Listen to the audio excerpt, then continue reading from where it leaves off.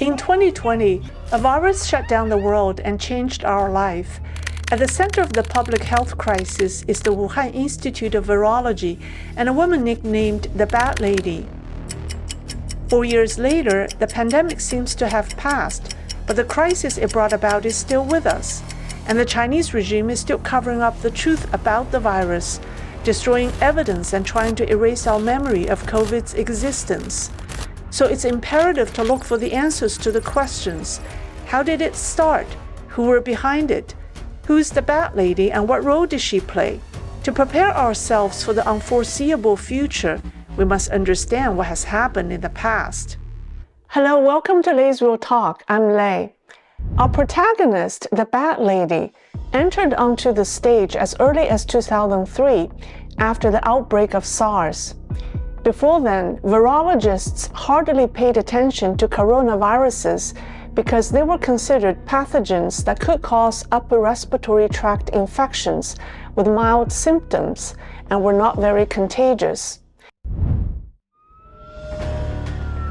The 2003 SARS outbreak, however, changed all this. Since then, the Bat Lady, Shi Zhenli, a researcher at the Wuhan Institute of Virology, began her rise to prominence in the world of viruses, wild animals, and dangerous scientific explorations. Shi Zhenli was destined to be connected to bats in her life. She came from Xixia Xian in Henan Province, a place famous for a scenic spot called the Yunhua Bat Cave in Baihe Chun or Baihe Village. The cave is said to be home to 100,000 bats. Shi Zhenli played in the cave when she was a young child and is very familiar with the cave and the bats. As virologists worldwide searched for the origin of SARS after the 2003 outbreak, Shi Zhenli, with a keen sense, was the first to pinpoint wild bats. She personally led teams to investigate bat caves across the country, collecting various virus samples to trace the origin of SARS. In a few years, she made breakthroughs. In 2013, she published a paper in Nature magazine providing compelling evidence for the natural origin of the SARS virus in bats. This established her authority in the field of bat coronavirus research. Another bat cave in Yunnan got Shi's attention in 2012, and this is related to the origin of COVID-19. The cave is located in Tongguan Township, Mojiang County. Originally a copper mine, the Mojiang Cave was eventually abandoned and became home to a large number of bats. Starting from April 25th of 2012, within a week, 6 patients with similar severe pneumonia symptoms were admitted to a local hospital. These 6 individuals were minors at the Mojiang location. Before falling ill, they had worked in a bat guano-filled cave for at least 2 weeks. 3 of the minors died while in the hospital. The 2 youngest ones recovered in a week, and the last survivor was discharged after 4 months of hospitalization. This incident immediately alarmed Chinese public health officials and Shi Zhenli. Why? Because virologists generally believe that viruses carried by bats don't cross species and directly infect humans. Although the SARS virus has been confirmed to have originated from bats, it doesn't directly infect humans. It requires an intermediary animal, such as civets, in order to be passed to humans. The 6 minors with pneumonia at the Mojiang Cave, however, broke this non-crossing species rule, and Shi Zhenli immediately sensed the significance of the case. She promptly led her team to the cave to collect specimens. Over the next 3 years, she revisited the bat cave many times and collected as many as 293 types of coronaviruses, which were brought back to the Wuhan Institute of Virology.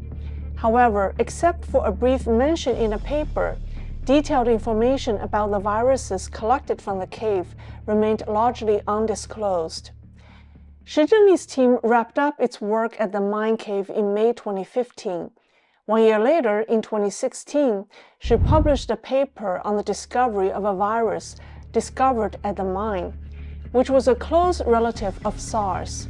She named it RABT-CoV-4991 and deposited a part of its genome sequence in an international database. To make it easy, let's call it the 4991 virus. Shi's paper made people aware for the first time of the existence of the 4991 virus. However, she withdrew two important pieces of information in the paper. One, it made no mention of the death of the miners. Two, the paper didn't mention that besides the 4991 virus, she discovered 8 other types of SARS-like coronaviruses in a mine cave, and all 9 types belong to the same virus family. After the publication of the paper, Shi's research on coronavirus followed 2 distinct trajectories, representing a covert or hidden tract and an overt and visible tract. The covert tract corresponds to the Mojiang mine cave. Other than announcing the discovery of the 4991 virus, Shi disclosed very little about the 293 coronaviruses from the mine cave, nor did she say much about the other 8 types of SARS-like viruses. Very little is known about what research her team conducted on the viruses at the Wuhan Institute of Virology or the results. In February 2020, as the COVID-19 pandemic was in full swing and the world was scrambling to trace the virus's origins, she came forward to announce that she had discovered a SARS-like coronavirus in a bat cave in Yunnan. This virus, named RATG13, showed a 96.3% generic similarity to the sequence of the COVID-19 virus. However, experts quickly uncovered that the RATG13 virus was nearly identical to the 4991 virus. A question arose: what was the relationship between these 2 viruses? Under pressure, Shi Zhengli admitted in an interview in July 2020 with the journal Science that RATG13 was indeed the same as the 4991 virus extracted from the Mojiang cave. They were one and the same virus, only with different names. Then another question emerged. Virologists discovered that the genetic sequences of the 2 viruses were in fact not 100% identical, with differences of 1 to 1.5%. Why would there be differences if the viruses were the same? There could be only one answer. One of the sequences had been altered. Common sense tells us that the sequence of the 4991 virus released in 2016 should be closer to the original because Shi had no motive to alter the sequence at the time. So why did Shi Zhengli alter the virus's sequence and name, only to disclose it later when under pressure? Perhaps she wanted us to believe that they were 2 different viruses, so as not to link COVID-19 to the Mojiang cave or the 6 miners. She once publicly stated that the 6 miners were infected with bacteria and not virus.